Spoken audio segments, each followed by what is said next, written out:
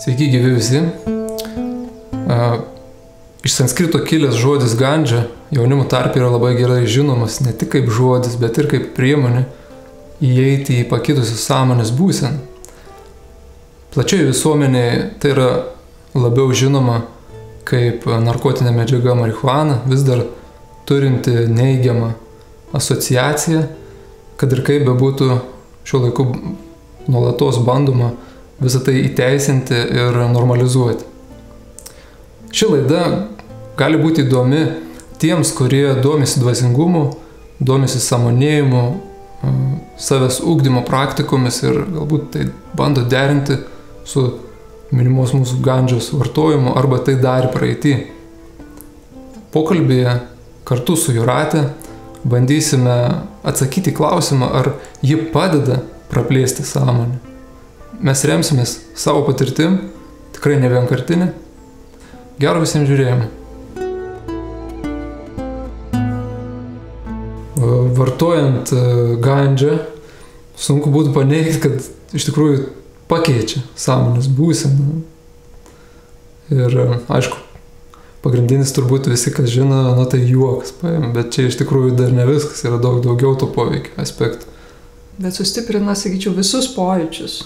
Man gal labiausiai įstrigęs buvo būtent klausos pojūčio tas sustiprėjimas. Aš atsimenu, po pirmo gandžos parūkymo aš padariau tokį išvadą, aš pirmą kartą girdžiu muziką.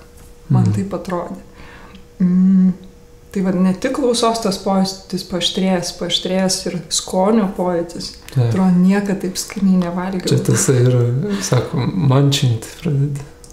Reiškia, nukimšti viską, kas aplinkui, nes labai viskas skanu pasidaro. Taip, ypač saldumynai. Saldumynai, žodžiu, viskas. Apetitas tikrai pagerėja, čia nepaneigs šitą. Dar būna ir mąstymė irgi.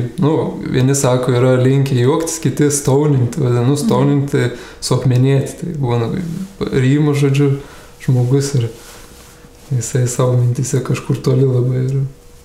Taip, ta būsena tikrai pažįstama ir tarsi atrodo, tu gali detaliau apmąstyti tam tikrus dalykus, kurių paprastai tam blaivioj sąmoniai tarsi neatkreipi jos didelio dėmesio arba tas stauninimas, tai tarsi toks sulėtėjęs laiko pojūtis, dėl to atrodo, kad tu išsamiau, giliau gali išanalizuoti kažkokią tuo metu tau parūpusią temą. Ir tos mintis atrodo tarsi tokios subtilesnės, gilesnės ar gyvesnės. Čia iš tikrųjų priminė gerą vietą apie laiką, tai laikas apskritai eina kažkaip ten, jisai išsitempęs būna, atrodo, kad jau praėjo 5 valandas, žiūrėk, 5 minutės tik tai praėjo. O tu jau tiek daug ten prigalvojai, tiek daug prikalbėjai, tiek daug visko įvyko per tą laiką. Ir su tuo mintim apskritai atrodo, kad gyvenime niekada nesi net galvojęs tokių minčių, nesi net turėjęs apie tokius dalykus, nesimąstęs ir aišku pagalvoju, kad ir kiti net aplinkiniai, jie net nežino, kad apie tai galima galvoti, net toks įspūdis būna. Taip, man gal ypač užsifiksavę tie apmąstymai, kas susiję su gamta, su kažkokiais gyvais objektais, į kuriuos tu šiaip dažniausiai nesutelki dėmesio, ne, kaip augalai, medžiai, gėlės, gyvūnai. Apskritai tas visas toks, atrodo, gilesnis gyvų esybių pajautimas. Aišku, dar galim išskirti ir bendrumą, tokį irgi jaučiasi bendrystė, atrodo, ko ne, su visų pasauliu gali galvoti, kad jau atrodo, kad jau meilė, toks pozityvums labai yra didelis toks ir ten paminėti emocingas toks, labai pozityvus visiems kitiem žmonėm, aplinkai, ko ne, visam pasauliui atrodo, kad tu esi atsidavęs nuoširdus iki panagių, kaip sakant. Taip, toks vienybės jausmas, sakyčiau, su tais, kurie yra aplinkui. Tarsi pasijauti kažkokios vienio visumos dalim ir tos kitos dalys tau tarsi artimesnės, savesnės, labiau rūpimos pasidaro. Čia tas poveikis, sakyčiau, toks, kuris ir užkabina, kaip tam tikros tarsi teigiamos patirtis. Taip. Aišku, būna ir neigiamų, sakykime, kai kuriems suaktyvėja ir baimės, tokia netgi paranoiškumo, visokių būna dalykų. Tenka ir girdėti atveju, kad ir šizofrenijas, netgi jeigu kažkoks žmogus turi polinkį tai gali ir suaktyvinti tus mechanizmus ir juos paleisti ir jau, kaip sakant, nebesustabdys, jau važiuoja traukinys. Tai ir tokių būna. Tikrai taip ir sakyčiau, net ne vienam, nes vis tiek tekia yra vartoti ir rūkyti su ne vienu žmogum, tai gali pastebėti, tiesiog net jeigu žmogus apie tai nekalba, net mimikoje, ar ne, tas tokios didelės baimės, ar netgi paranojos pojūčius ir pati esu jų turėjusi, tai sakyčiau, jie lygiai taip pat ir kaip ir tie fiziniai pojūčiai, tai ir šitie emociniai pojūčiai, jie irgi yra labai paryškinti, sustiprinti. Atrodo, tokios baimės ablaivi nesu jautusi, kaip parūkius. Ir dažniausiai tie baimės, kažko išsigąsti, kažkokių, ar žmonių, ar kažkokių dalykų, tai realiai, logiškai, tai neturi realaus pagrindo. Bent jau kiek aš patyriau, tai nebuvo taip, kad tie žmonės realiai turėtų kažkokių piktų ar blogų ketinimų mano atžvilgiu. Tai aš darau išvadą, kad mano baimės tai buvo be pagrindo. Kurios buvo nukreiptos į kažkokius tai gilus asmenys ar žmonės. Aišku, yra ir kita pusė, kad tos emocijos, jos prideda tokį pojūtį, kad pradedi jausti ir tai, ko įprastoji sąmonės būsenoje nejauti. Čia fiksuoti kažkokius ar astralinius, ar eterinius pasaulius, kuriuose, kaip randam įvairioje dvasinėje literatūroje, irgi yra esybės. Tai fiksavimas ir šitų dalykų prasideda, tik tai klausimas yra, kokiu laipsniu ir kokia švara. Kokį lygmenį užkabinė su savimi. Taip, tai irgi esu patyrusi ir man šitos patirtis tai tikrai kėlė baimę ir paranoją, nes neturėjau jokio tikrumo, kad tai, ką patiriu, ką pradedu girdėti, man labiau susiję buvo tie potyriai su klausa, su girdėjimu. Tai niekaip negalėjau pasitikėti, kad tai, ką girdžiu, yra kaip čia pasakyti, man palankios esybės, ar kaip tai pavadinti. Taip, turbūt irgi galim paminėti iš vieną iš poveikių dalykų, kad nemaža žmonių dalis pavartoja, kaip sakant, pakeičia savo požiūrį į realybę apskritai, kad realybė, kurią iki tol matė, tai dar ne viskas, kažkas yra daugiau. Aišku, ezoteriniais terminais kalbant, galėtumėm šitą poveikį tų emocinių ir tų dalykų, kurių atrodo, kad fiziniam pasauliu nėra, nors kanapės nėra priskiriamas haliucinogenams, bet tam tikrą prasme tu pradedi jausti dalykus labiau ir pradedi jausti to, ko šiaip objektyviam pasauliu nėra. Taip galim paaiškinti kaip išsiplėtusių astralinių kūnų arba antra čakra išdidėjusi. Ir tai labai gerai paaiškint, kodėl pradedi jausti kitus žmonės, netgi jų emocijas, jiems nereikia nieko sakyti, ten ir tas bendrystės jausmas to pačiu yra ir viskas. Ir atrodo, kad tu už nugaros jauti viską, kas tavo yra. Įvairių fenomenų ten gali patirti. Tai turbūt čia susivestų viskas į išsiplėtus astralinį kūną, į antrą čakrą. Bet, kokia to kaina, aišku. Tai yra kitų kūnų ir kitų čakrų sąskaita dažniausiai, nes, energija iš niekur neatsiranda ir niekur nedingsta. Jeigu čia išplečiam, turim paimti iš viršutinių kažkokių centrų. Arba iš pirmos, iš kažkur, kad čia išdidinti. Taip, manau, kad tikrai taip, nes patirtis taip liudija, tos ryškesnės emocijos ir pojūčiai. Be abejo, tai vyksta kažkokių kitų, tai ir kompensacija, ar ne, kažkokių kitų gebėjimų, kurių tarsi netenki arba jie susilpnėja tuo metu, kai esi parūkęs.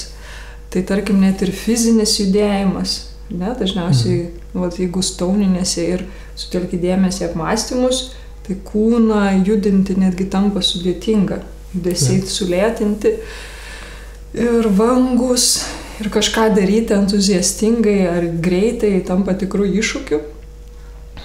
Lygiai taip pat, tarkim, 3. ar 5.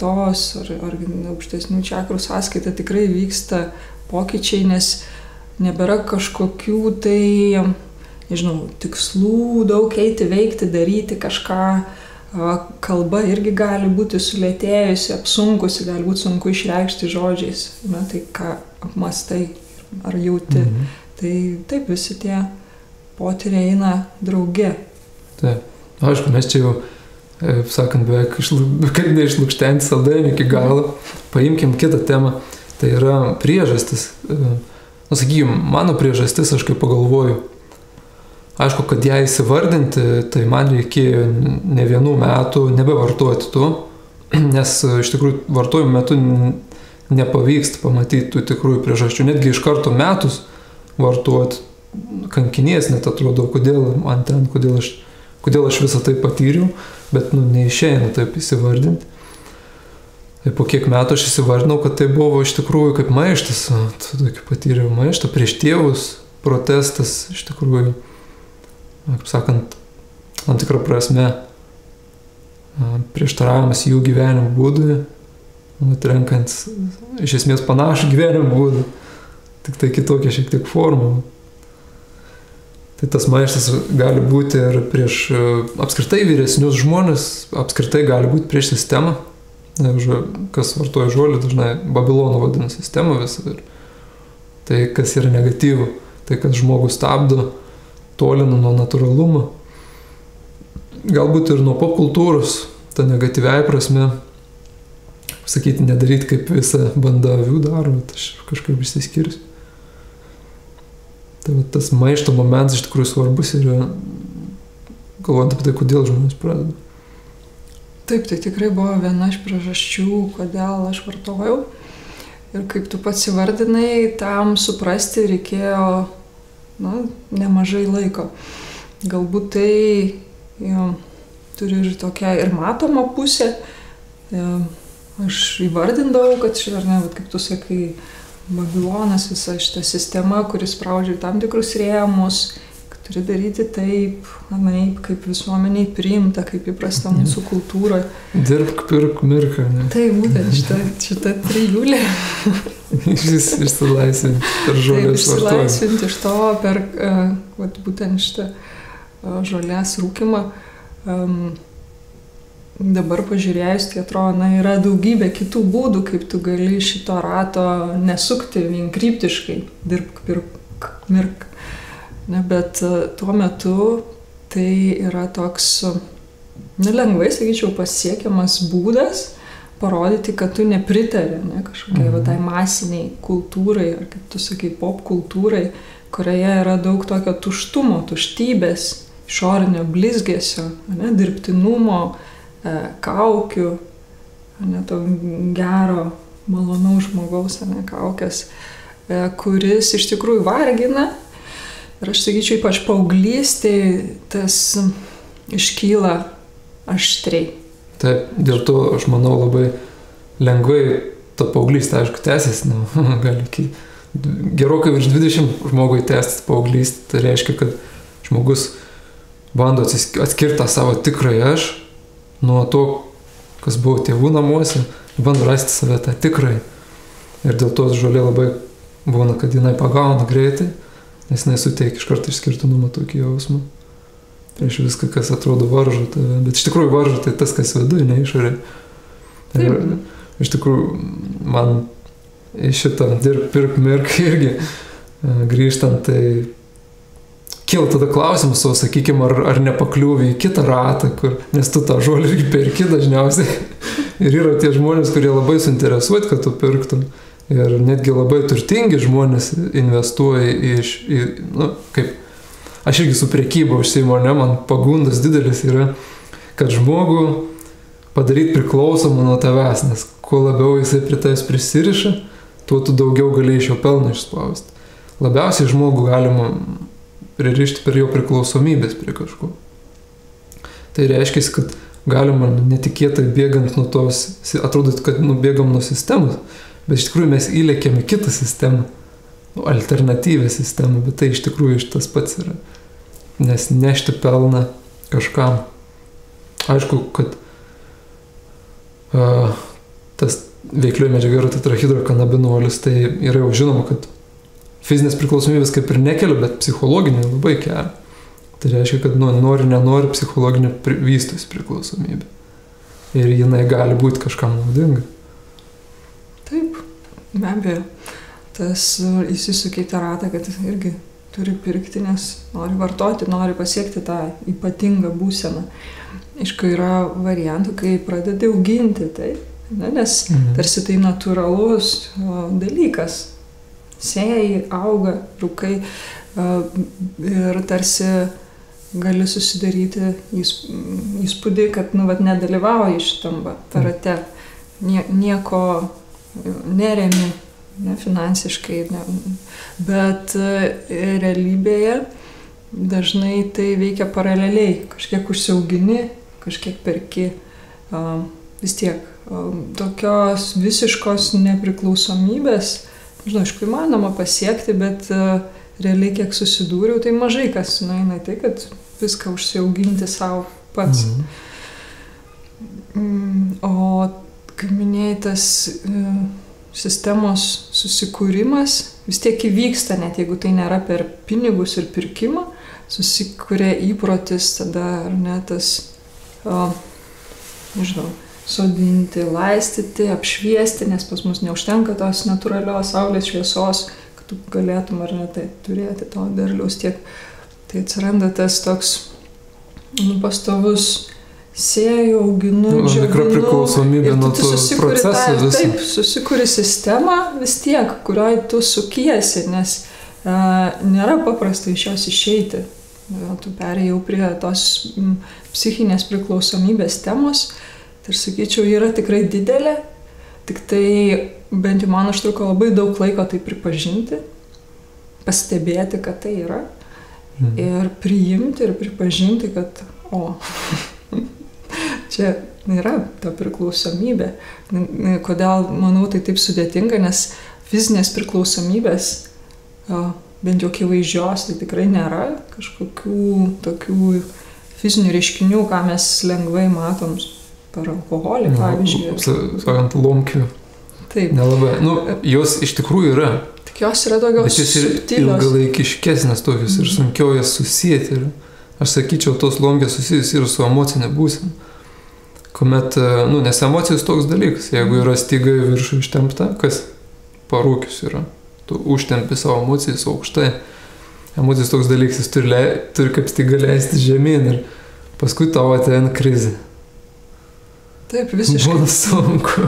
Taip, visiškai pritariu, nes tada, tarkim, ar ne, kai aš buvau ėjusi į tą tokį pastovų rūkimą, ne, po darbo kiekvieną vakarą rūkai, ryte atsikeli realiai su didesnė apatija, to nepavadinsi nuovargiu, bet labai tinka žodis apatija arba toks lėtumas visų veiksmų, toks tarsi išplaukimas, kol tu save surenki tam, kad atsikelti, eiti į darbą ir būti ten produktyviu, tai iš tikrųjų užtrunka nemažai laiko. Tada išsijudinio vakare vėl tas pats. Vėl rūkai, vėl tu savo emocijas užaštrini. Iš ilgainiui to didelio skirtumo pojūčiuose, koks yra poveikis, tik pradėjus rūkyti, tu jo nebejauti. Nei tas labai nei skonio pojūtis, nei uoslės, nei klausos pojūtis, jie nebėra tokie užaštrėję, nes esi prie to pripratęs. Nebedaro tokie įspūdžiai. Taip, ta prasme, neuronui adaptavėsi prie viso šito, todėl tas poveikis yra žymiai mažesnis, toks tiesioginis, ne? Ir tų emocijų irgi tokio šuolio nėra, bet tas po to, praėjus keliom valandom, ar ne, po rūkymo arba ryte, tas vangumo pojūtis tikrai yra didelis. Ir apskritai jisai galiausiai išsivysto į tokį apskritai sudėtingą siekti kažkokių tikslų, netgi paprastų buitinių tikslų, nekalbant apie aukštesnius kažkokius tikslus, sielos tikslus. Darosi sunku siekti net darbinių tikslų, kažkokių tai, ar ne, savirealizacijos, ir panašių dalykų, visa tai tarsi turi mažiau prasmės, o realiai tik dėl, kad tam nebėra energijos resurso, nes jis yra sunaudotas visai kitoje vietoje. Iš tikrųjų, neseniai teko tokią informaciją surasti, kad apie dopaminą, čia gali paaiškinti visą tai, kas čia vyksta, nes dopaminas organizme yra kaip mūsų natūralus atlygis už priartėjimą arba pasiekimą kažkokį tikslą, arba priartėjimą žingsniu arčiau prie to mūsų didesnio, aukštesnio tikslo. Ir reiškia, kada mes tą žingsnį padedam, smegenys kažkaip atpažįst, kad tu pasistumėjai į priekį. Ir tau gerų emocijų, kaip sakant, tu gerai jauties dėl to.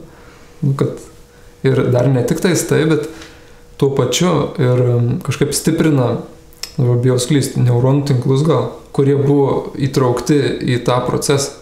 Reiškia, jeigu tu kažką darėjai ir priartėjai prie tikslo arba jį pasiekėjai, tai tas būdas veikimo yra sustiprinamas tavo smegenys. Tačiau, kada natūraliai mes tą darom, kiekiai dopaminų būna 100 kartų mažesni negu pavartojus THC. Ir kada mes pavartojame, visam organizmui susidaro iliuzija tam tikra, kad mes kažką labai didelio pasiekėm.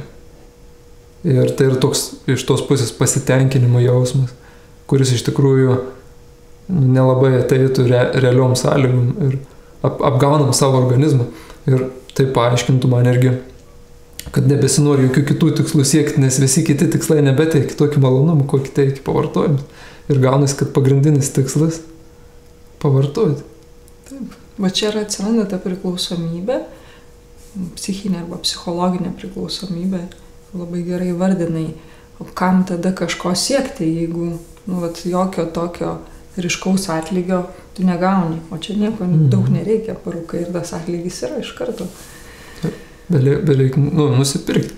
Ir čia aišku, dar daugiau susijusių temų prasideda apie tai, kad ir šičia irgi ir save tuo metu stebint iš šono jau iš perspektyvos, tas ypatingumo jausmas iš tikrųjų yra. Ir tas ypatingumo jausmas, jisai nėra toks, kad taip pagalvojau, kad esu ypatingas, bet jisai yra paremtas būtent tuo dopamino injekcija. Nes jeigu tu tikrai esi daug pasiekęs, tu turi pagrindą jaustis ypatingu kažkuo, nes turi užnugarį įdirbį. O čia gaunas, kad tu pavartoji ir tu dėl to jautiesi ypatingas.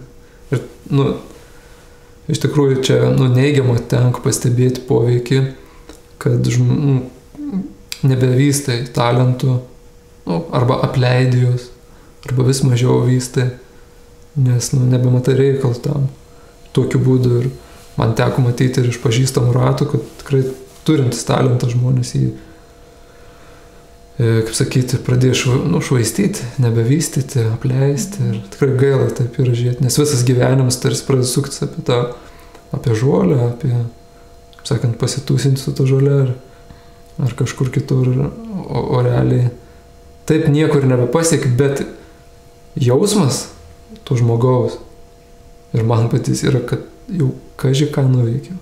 Po ilgalaikį perspektyvą gali pastebėti, kad kaip tu sakai, tu savo talentų ar kažkokios savo realizacijos, jinai nebevyksta.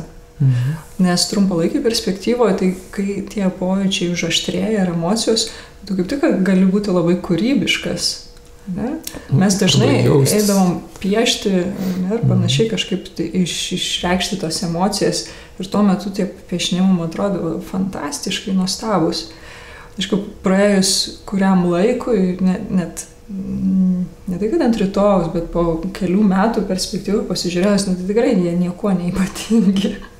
Bet tuo metu, patiriant tuos pojūčius, potyrius ir emocijas, tai atrodė, wow, tiesiog fantastiška. Tai atrodė genialus tiesiog. Taip, lygiai taip pat su muzika, nes mano aplinkoje daug buvo muziką kūrenčių žmonių, tai lygiai tas pats. Irgi tam tikroje trumpalaikiai perspektyvoje atrodo, kad esi netgi kūrybiškesnis, daugiau atsiveria, ar ne, tu sugalvoji tų naujų kūrinių, dainų ir panašiai, bet ilgalaikiai perspektyvoje tai gali pastebėti, kad realiai jokio vystymosi nėra, yra atsikartojimas. toj kūryboje, prasideda atsikartojimas ir, man tikrai kažkokį ilgesnį periodą, 5 ar 10 metų, tai tada tenka pritarti tom išvadom, kurias tu padarei, kad tas talentas menksta. Taip, ir apskritai, kad kažką sunkiau darosi imtis kažko nuosekliai ir daryti, kantriai susitelkti ilgam yra tikrai iššūkis. Nes aš atsimenu, tais laikais, aš interjerų apipavidalinimą studijavau, mokiausi ir, reiškia, tai būdavo užduotis, kurias reikia atlikti, tai tikrai ten tą taškelį, ten atrodo, ten to kosmosai veriasi, o tu tik tai kažkokį tašką ten braižai ir viskas. Ir nieko iš ten. Pažįstama būsena. Jo, ir gaunasi, kad tu atrodo, kad nežinia, ką nuveikiai, bet iš tikrųjų, nėra į ką žiūrėti ten labai. O toks tas ypatingumo jausmas iš tikrųjų, jis yra, jeigu kalbant apie savęs tikrai paieškas, jis yra vienas iš kertinių turbūt kliūčių save tikrai pažinti. Ar net atskleisti save tikrai, nes jeigu tu galvoji, kad tu jau atsiskleidai, tai nebėra ką beskleisti, reiškia. O tu iš tikrųjų neatsiskleidai. Tau tik tais kažkokia, nežinau, blizgučiais apsikarstė, tik tais ir tiek. Taip, žvelgiant dabar iš tos jau ilgalaikės perspektyvos, aš ir grįžkai matau, kaip man patiko ta būsena jaustis išskirtinė. Realiai vien dėl to, kad aš vartoju ir patiriu kažką daugiau negu tie, kurie nevartoja ir nepatiria. Ir to manyje tikrai buvo daug. Ir su tuo iš to neteinančio tokios arogancijos, abejingumo tiem visiems kitiem paprastiesiam, kurie nepatiria tokių ypatingų dalykų. Dabar žiūrint iš laiko perspektyvos, tai atrodo niekuo nepagrįsta. Kuo tas mano ypatingumas, kurį aš tada realiai jaučiau, jis neturi jokio pagrindo. Taip.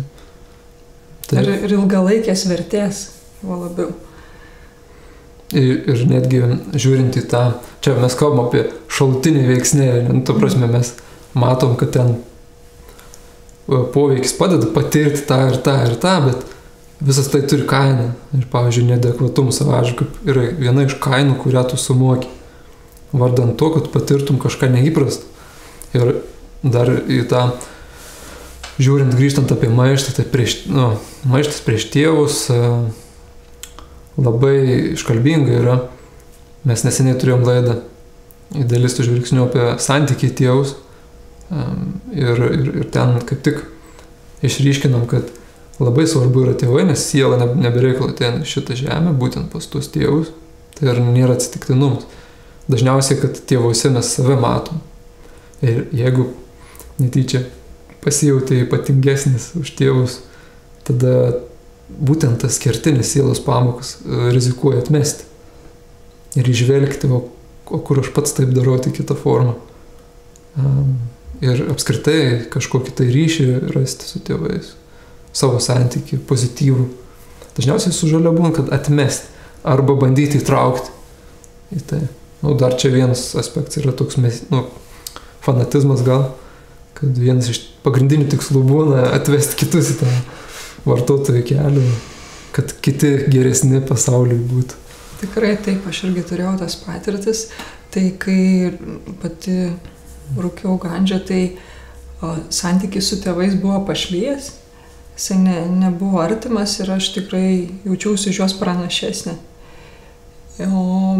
Buvo bandymų pasiūlyti jiem parūkyti kartu, tarsi tai padėtų išspręsti jų problemas. Mano tėvai netgi sutiko sykį, bet daugiau to nedarė, nes manau, realiai tai yra tiesiog bandymas kitus pritempti prie tos savo būsenos. Stebuklas neįvyko. Neįvyko. Ir nusivylimas, ne tada, ne? Nusivylimas irgi neįvyko, nes tuo metu, bent jau aš tai turėjau labai didelį įprotį pateisinti viską, kas susijęs su gandžios rūkymu. Tai tiesiog, jeigu jie daugiau to padarytų, mano tėvai daugiau parūkytų, tada tai jie suprastų, kaip čia yra gerai, visapusiškai kūnui, jausmam, protui ir gal sielai. Tokios buvo mano tuo metu idėjos ir mintis ir iš tikrųjų pateisinti viską buvo toks jau išsivystęs mechanizmas. Visas mechanizmas. O viskas, kas tam tikrą prasme kažkaip tai susisieja su savigynus mechanizmu. Aš taip esu pastebėjęs, kad jau sunkoka būna atsitapatinti nuo to, nuo tos žolės pačios ir viskas, kas su jie susiję, tam tarsi savasties dalimi. Ir jeigu kažkas tik tai pasikesinti bando, ne, kad čia kažkas negerai su tuo, labai didelė būna gynybinė reakcija. Tai čia irgi toks simptomas, kad kažkas ne visai taip, nes aš nebegaliu atsitapatinti, tas kažkaip tai į mane kažkaip tai bando mane naudoti irgi kaip savo kaip skydą kokį, kodėl aš ginu tai. Aš tiesiog tuo metu laiku, visus tuos, kurie nerūko ar bando kažkaip atkalbėti nuo to, ar bent jau užsiminti, kad tai turi ir žalingą poveikį, tai tiesiog aš juos laikiau neišmanėliais arba nepatyrusiais. Ir viena iš priežasčių, kodėl aš vartojau, tai buvo be abejo gilesnės priežastys, tai yra tas maištavimas, tam tikrų situacijų nepriėmimas ir bėgimas nuo jų, bet paviršiui mano motyvai ir priežastis, kurias įsivardinau, tai buvo tiek tas ar ne ypatingumas, noras patirti tuos ypatingus potyrius, o kitas dalykas tai be abejo draugai, kompanija draugų, su kuriais tai darai. Man tai buvo svarbus tas veiksnys, kurias lėmė, kad tai tęsiasi ilgą laiką ir galbūt stabdė nuo to pamatymo, kuriuose vietose šitas vartojimas mane apriboja ar žaloja netgi. Tai tas noras pritapti arba mėgsti tos draugiškus santykius su tam tikrais žmonėmis, tai buvo viena iš priežasčių. Ir labai įdomu, nes aš labai ryškiai atskyriau, kad su tais man norisi ar ne mėgsti santykių, o su tais, kurie nerūko, nesinori, nes jie tarsi kažkokie paprastesni, netokie ypatingi, tos masinės kultūros dalis, kurių aš daug mažiau vertinu negu tuos, kurie kartu su manim rūkė. Dabar žiūrint iš ilgalaikės perspektyvos, tai visiškai neobjektyvu. Nes nieko realiai nepasako apie to žmogaus vidinį turinį ar vidinę vertę. Šiek tiek net galim pavadinti sektantiškai. Taip. Tuo metu man tai atrodė kaip tik labai laisva, toks labai laisvas, išlaisvinantis, originalus požiūris. Mes savo įsivardini tai taip, kaip tau patinka. Bent jau aš tai dariau. Bet galim spėti ką? Nustojus vartoti, tų draugų kažkaip nebelieka. Kažkaip vienas vardiklis išreiškėjo, kad tai buvo. Man tai visi patitolo, kurie vartoja. Ir atėjo nauji žmonės. Iš tikrųjų, nes pagal save mes pritraukiam žmonės kaip aplinkinius. Aš nesakyčiau visi, bet tikrai didžioji dalis tų draugų atkrito, kai aš nustojau vartoti. Liko vos keletas, su kuriais iš tiesų sieja daugiau negu šitas įprotis. Taip, vis dar grįžtant apie savęs pažinimą, galim galvoti, kad mes pradedam patirti dalykų, kurių niekada nepatyrėm. Ir galbūt tai yra pagalba pažinti save. Mes pamatom save, kokį nematėm niekada, galim pradėti dainuoti, dar kažką daryti gyvenime. Sakykime, man buvo, kad aš supratau, kad yra Dievas. Aš niekada negavau, netgi buvau etapas, kada iš tikėjimo šaipydavos, bet atėjo tas parūkimo metu, kad yra Dievas. Iš tikrųjų, aš Bob Marley paklausęs jo žodžius, ką jis dainuoja. Jis apie Dievą dainuoja ir man toks, yra Dievas. Tikrai taip. Tie potyriai buvo ir pas mane. Aš juos tada vadinau dvasiniais potyriais. Man gal tai buvo labiau susiję per gamtą, bet irgi tam tikras dieviškumas kiekviename gyvame objekte arba kiekvienoje gyvoje esybei. Atrodė, kad aš tai patiriu visai naujai, kitaip, giliai. Ką tu pavadinai Dievu, aš sakyčiau, jaučiau taip, tarsi aš tai patirčiau visame, kas gyva. kiekviename žmoguje, medyje ir panašiai, upėje, danguje, žvaigždėse. Tai aš laikiau dvasiniais potyriais ir man atrodė, kad tai yra aukštesnis sąmoningumas negu tame, kuriame aš buvau iki tol blaivi. Ir tai tikrai buvo viena iš tų priežasčių, kuri mane labai ilgai laikė žolės vartojime. Būtent sudvasinimas tų potyrių.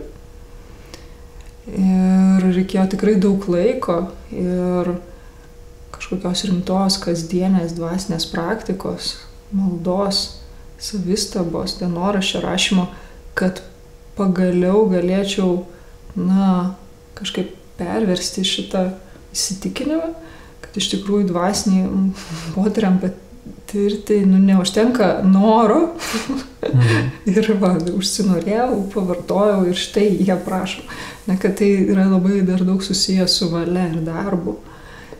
Ir tas savęs pažinimas, jisai pirmiausia yra darbas nukreiptas į vidų, kuris pareikalauja pastangų, laiko, kantrybės, uolumo. Ir tas yra visiškai priešingi dalykai, negu suvartoji ir patyrei. Taip. Ir tada jų kokybė tų dvasinių potyrių yra visai kita.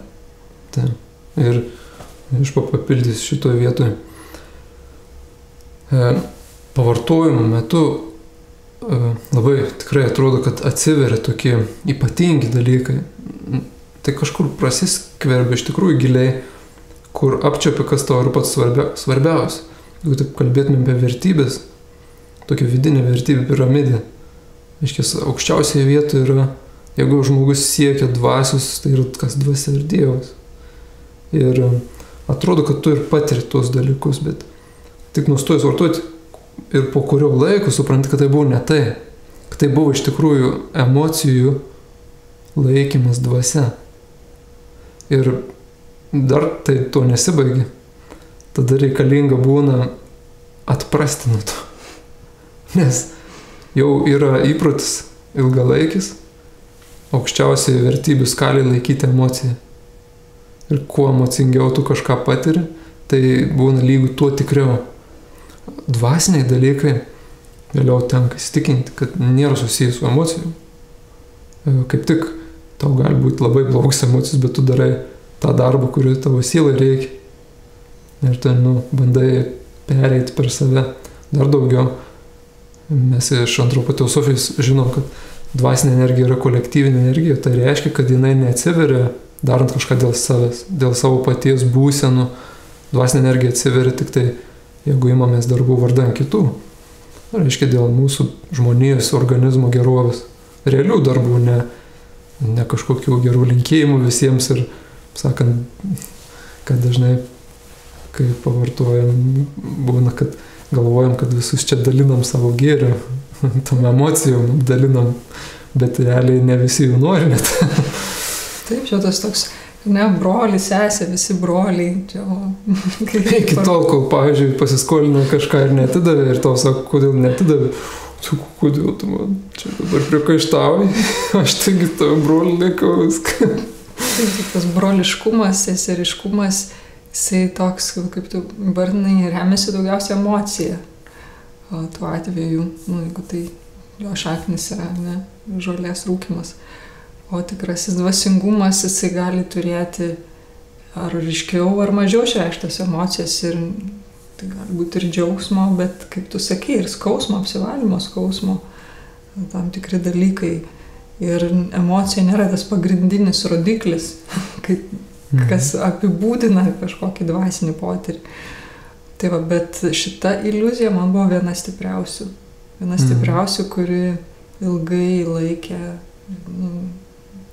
tame, kad vis vartoti ir vartoti. Bet tai, aš manau, tai rodo, kad labai giliai viduje tai, kas yra dvasia, tai yra svarbu. Tai kaip rodiklis, jeigu ta iliuzija būtent laikė, tai reiškia, kad būtent tai yra svarbu. Siela žino, kas jai svarbu, tik kurį laiką buvo apsigavusi su tuo. Taip, bet buvo ir kitų iliuzijų su tuo susijusių, kurias aš pamačiau gerokai vėliau. netgi, kaip praėjo 2 metai, kai baigiau rūkyti gandžią, aš tik tada padariau išvadą, kad dabar prasideda jau blaivumas. Blaivus protas. 2 metai iki tol buvo tik valymasis įvairių reiškinių, daugiausia psichikos. Čia nėra, gal nereikėtų iliuzijų turėti, kad tas pavartojimas jis neturi pasiekmių, jisai turi pasiekmių. Žinai, vienas kartas vienokias turi, 2 kartai kitokias, jeigu metai, tai jeigu žmogus dar kitiems arba siūlo pardavinėja ypač, tai turi didelis pasiekmes. Ir ne vienus metus trunkant. Ir tas pasiekmes, aišku, mes galim karminės žiūrėti, tai būtų viena. Kita tai yra ir psichikai ir visiems subtiliosiam sistemom iš tikrųjų. Nes visgi už to yra, už to žalės energiją galim vadinti tam tikrą, ar kažkokie pasauliai, kurie veikia. Ir jie įsišaknė iš tikrųjų subtilios kūnus. Ir jeigu tu nori apsivalyti, tai reikalauja ilgalaikių darbų. Ir man, pavyzdžiui, vienas iš tokių šalutinių veiksnių, paskui jau bandant išeiti iš viso to buvo, ką mes kalbam, kad emocija nėra dvasia. Ir aš tą supratau, kad aš palaikiau dvasią emociją, tai yra blogai. Tada sekantis sunkums buvo, kaip man džiaugtis. Tarsi aš negaliu džiaugtis, negaliu tos geros emocijos savo leisti, nes aš per tai buvau pakliuvęs į iliuziją. Bet suprantu realiai, kad tai irgi nėra tiesa. Ne, kad tos emocijos jos yra kaip instrumentas. Aš turiu išmokti su jomis gražiai groti. Tai nereiškia viskas užgniaužti, užtildyti. Neišeis. Man tai viena iš priežasčių, kuri dar išryškėjo jau praėjus geriem 2 metam po metimo, tai buvo tas, kad realiai giluminiai tai buvo vengimas. Giliai manyje buvo vengimas tam tikrų tiek savo vidinių savybių, tiek išorinių situacijų, nuo kurių aš bėgau. Ir tai buvo ta priemonė, būdas nematyti viso to. Ir tai buvo viena iš tokių dar esminių priežasčių, į kurias žiūrėti visiškai nesinorėjo.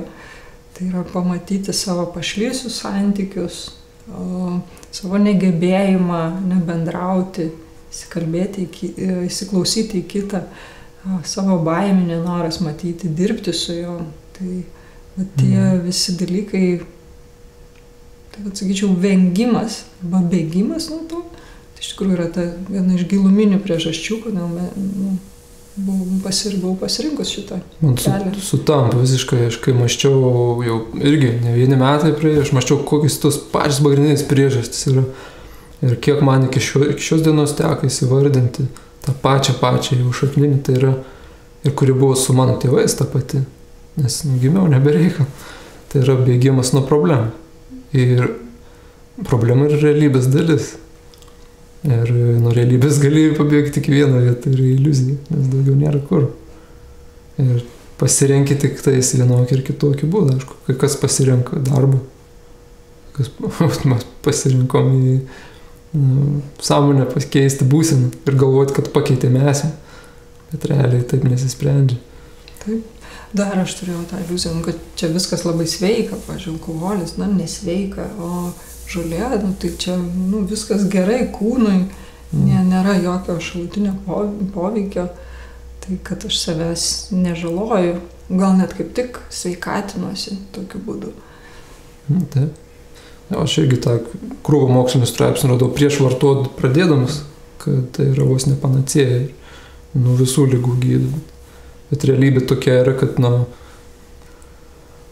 ten esantis THC, sakykime, jis yra tas, kuris sukelia apsvaigimo būseną. Ir kita medžiaga tai kanabindiolis, tai kuri labiau jau pozityviai kuria pusė. Bet šiais laikais išveistus veislės jos tam, kad sukauptų kuo daugiau THC, augalas nebesugeba sukaupti to CBD, kuris galbūt ir yra ten naudingas kažkuo tai. Bet sakykime, apie sveikatą, nežinau, jau vien tai, kad dūmus įkvėpė, dažniausiai rūkoma, ir jau tai nėra sveika iš tos pusės. Ir sakykime, aš tai nepastebėjau, kad mano sveikata kažko tai pagerėtų, rūkant, realiai taip žiūrint.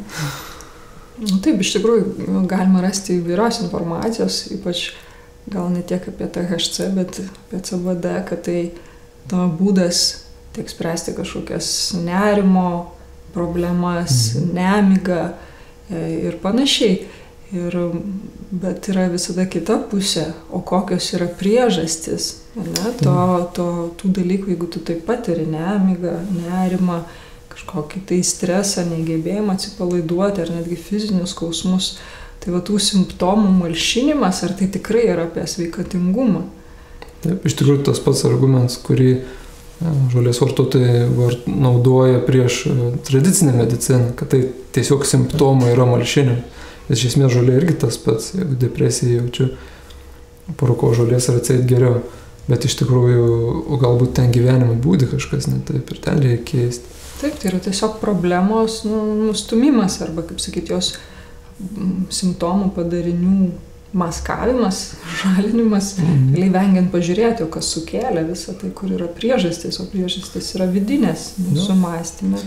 Ir grinai čia siejasi su to, kad aš savo atsimenu, kad aš paleidau paskutinį kartą tą pats irgi auginęs ten, upelį paleidau, nes supratau, kad aš kažkaip tai tuose savo potyriuose ypatingose atrodo daug tiesų atradęs esu ir čia norėčiau jau gal ir pasakoti kitiems, kaip reikėtų gyventi. Ir tėvams ypač aišku, čia pirmoje vietoje, bet kažkaip toks sąžiningumas savo visgi įsijungia. Ir galvoju, o ką aš savo gyvenimą esu padaręs, ką aš esu išsiugdęs, ką aš esu nuveikęs. Nieko, ogi nieko. Aš netgi savęs neišsilaikau. Ant savo kojų nestoviu. Kažkaip man toks atėjo atsakymas, kad mano gyvenimas panašiai į sapną. Ir, kad man tai nepadeda savęs pažinti, savęs tikroji iš tikrųjų. Aš noriu rasti save tikrai, man svarbu šaknis, man svarbu tikrumas yra. Bet realiai tos rūts, tas pats žodis pareina iš Jamaikos. Į Jamaiką tas pats gandžia, tai yra iš sanskrito kilęs žodis, jis atėjo iš Indijos su darbininkais į Jamaiką, ten su juodaodžiais, jie kartu dirbo su vergais ir perdavė tuo pačiu ir vartojimo įpročius. Ir ten susiformavo toks yra, vadinams, pirmasis rasta, tai yra Hovelas toksai. Jis sukūrė religiją, rastafarizmą. Ir tos religijos istorija labai parodo, kaip tą neadekvatumą. Todėl, kad jisai paėmė Markus Garvey, buvo juodaodžių teisių žymus gynėjas, jis parašė poemą, ir ten buvo maždaug eilutė, kad kada bus rytuose karūnuotas juodaodis karalius, jau išganimų bus arti. Ir reiškiasi, Etiopijoje buvo karūnuotas Rastafari Makonen toksai. Hailis Silasi pirmasis Etiopijos imperatorius. Ir šitas Hovelas tai priėmė kaip, paėmė tą eilutės kaip pranašystę, o tą imperatoriaus karūnavimą kaip jos išsipildymą. Ir Rastamanai sako, kad tai yra Kristaus inkarnacija. Atrodytų viskas, kaip ir nieko, bet pats tas jų mesijas neigia, kad jis yra Dievas. Ir ne vieną kartą jisai neiginėja, kad aš nesu Dievas ir sako, jog žmogus negali būti laikomas Dievu. Jų pranašas Markus Garvey, jis ne tik, kad nelaikė Dievo to imperatoriaus, bet jį kritikavo, kad jisai ten, kai Musolinis ten buvo užėjęs ant jų, kad pasitraukė iš šalies, kad pabėga. Dar toliau tas pats jų pranašas sakė, kad gandžia yra pavojinga žolė. Ir kad nederėtų juodaodžiams jūs vartoti, jeigu jie nori išsilaisvinti. Viskas labai iš tikrųjų į tokią naudą susiveda, nes tas Hovelas sukūrė bendruomenę, jie norėjo nuo Britų kolonijos politikus išsivaduoti, norėjo nepriklausomi finansiškai būti ir didžioji dalis tų finansų perėjo žolės auginimą, bet tai buvo nelegalu. Tada jie sako, čia yra mūsų religijos dalis, liturgijos. Reiškia, jis negali drausti, nes tai yra religiniai dalykai. Ir iš tikrųjų labai toks neadekvatumas. Jūsų pranašas sako, kad nei ten mesijas, nei žolė gerai. Mesijas sako, kad aš ne mesijas, bet tai vis tiek nėra jokių problemų to visų tikėti ir savo religiją statyti. Taip, aš lygiai taip pat tame nemačiau jokių prieštaravimų, nes realiai nebuvo net didelio noro taip giliai įsigilinti, ar ne? Žinai, tos vardus, Markus Garvey, Hailis Silasi, ir tiesiog priimi tai, kaip tokį gražų paveiksliuką iš tikrųjų. O kažkokių detalių, kapstyti, kaip ten viskas buvo iš tikrųjų, bent jau aš tai visiškai neturėjau. Man užteko to poveikio ir to gražaus vaizdo, ne? Kad buvo neteisybė, buvo vergovė, kokie čia tie ar ne baltieji buvo neteisūs. Ir štai čia viena iš priemonių, kaip išsilaisvinti iš visos šitos neteisingos sistemos. Ir tiek, ir man, pažiūrėjau, man tiek užteko. Taip, ir man tai keista būdavo. Aš pats save pastebėjau, kaip aš pradėdavau mimikuoti tas jamaikiečių būdą bendravimo. Ta visą, aš pats save pamačiau, taip supykau ant savęs, kas čia dabar? Kokius rūts? Rūts, tai jie sako rūts šaknis, todėl kad buvo tokia panafrikizmo teorija, kad visi afrikiečiai vergai, kurie atvežti per prievartą, turi grįžti į Afriką. Tai čia yra jų rūts, ne mano rūts. Aš su juodaodžiais neturiu nieko bendro iš tikrųjų šiam gyvenime. Taip, bet visą tai įvilkta į tokį blizgantį, gražų, spalvingą popierėlį, kad bent jau aš tai ėmiau tą saldainį ir tiesiog vartojau, nenorint žiūrėti į savo tikrasias problemas ir iššūkius, kaip jos viduje spręsti, nes kad išspręsti iš tikrųjų savo problemas, tam neužtenka noro, reikia valios ir darbo. Taip. O jeigu rūkai žolę su valia ir darbu, ilgainiui tikrai ateina didelių iššūkių, sunkumų, nes tiek valią sutelkti darosi sunku, tiek išsijudinti kažkokiam tai darbui. Aišku, viskas įmanoma vėlgi nuo tų pačių dalykų - noro, valios ir darbo. Jeigu užsinori iš viso to išjudėti, kaip tu sakei, ar ne, įsivardinai, tai pirmam buvo toks, o pala, o čia aš jaučiuosi kažko ypatinga, pranašesnė, o ką aš realiai esu padariusi gyvenime. Tada apsidairai, kad aš dirbu savo nemėgstamą darbą. Mane supo tie žmonės, kur, o kas iš tikrųjų mane su jais sieja.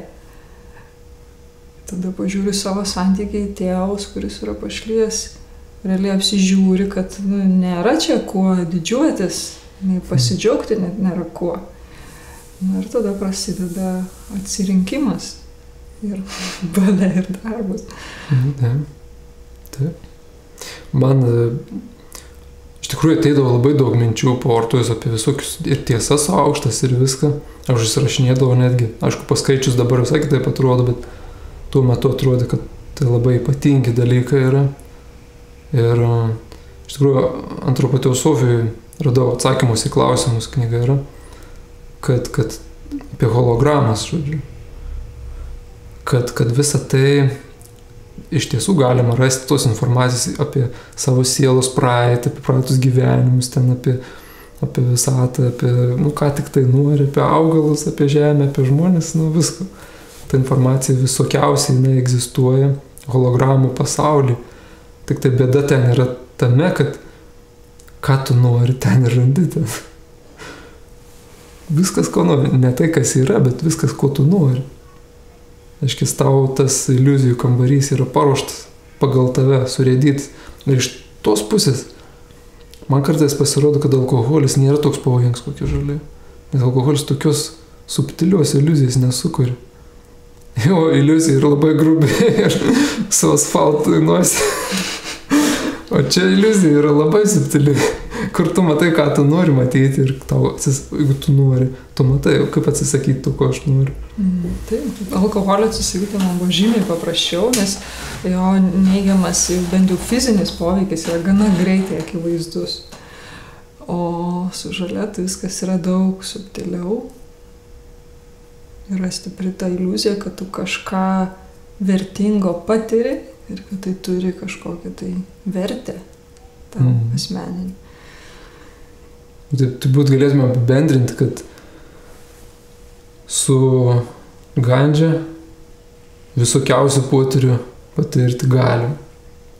Tokių, kokių dar nebuvo šiam gyvenime, jeigu nebuvo vartot. Su aštriai pojūčiai, apetitas pagerėjęs, galbūt nuotaika pagerėjus tam kartui visgi. Tokių visokių dalykų patirti galim, bet kad praplėsti sąmonę arba pažinti save tikrai, Tai, nu, man teko įsitikinti, kad nepadedu, atvirkščiai kliudu, nes aš savęs nemačiau adekvačiai. Tai visgi išvadą padaryčiau, kad ne. Aš irgi pritarčiau šią išvadai, nes tai yra iliuzija apie, kad atveri kažkokius, ar tai visatos dėsnius, gamtos dėsnius, savęs pažinimą ar sąmoningumą. Bet ilgalaikį perspektyvą, jeigu mes galiausiai atsižvelgiam į savo, realiai pasižiūrim į savo mintis, veiksmus, santykius, tai tenka padaryti išvadą, kad tai buvo stabdis, o ne pagalba. Ir dėja, tik po kurio laiko tas išryškėja. Tu turėjai vabank, žodžiu, pradžiai numesti, paskui pasižiūrėti, kaip ten buvo iš tikrųjų. Bet jeigu jau tose patirtyse būta, čia svarbu paminėti yra, kad tai nereiškia, kad viskas jau prarasta yra.